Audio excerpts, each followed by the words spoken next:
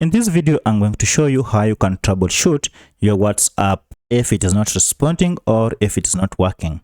Now, for the sake of demonstration, I'm going to use Redmi Note 10. However, this process should be the same on any Android smartphone. Now, to get started, go and look for the setting options on your smartphone, and mine is here. Tap on it to open. From here, go ahead and look for apps, and it is here, and then open.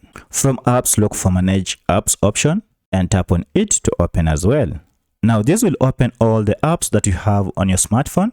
Go ahead and scroll down and look for WhatsApp. It should be almost towards the end because these apps are arranged alphabetically. So my WhatsApp is here, and the next thing I need to do is just to tap on it, and this will expose the app information.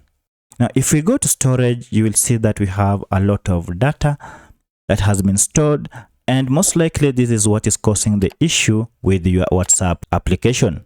These are small files that have been stored on your smartphone to enhance the experience. However, the accumulation of them might cause the app to malfunction. So to clear cache, you can simply go ahead and clear it from here by tapping on it. And then we have clear cache option here. Just go ahead and clear cache and then tap on OK. And that will solve the cache issue. You can see the cache now is 0. So from here, go ahead and restart your smartphone and try opening your WhatsApp again, and the app should work well. But should the app not work well, come back again, try the next step, which is clear the data. Now to do this, you can still go ahead under storage, or you can still use this function here, clear data. When you open it or when you tap on it, you can see we have the manage space option, and under that you can decide what you want to clear. You can go ahead and choose the files that are no longer needed on your smartphone and then delete all of them, and more especially the big files that you have on your smartphone. Go ahead and delete them just to free up your WhatsApp space.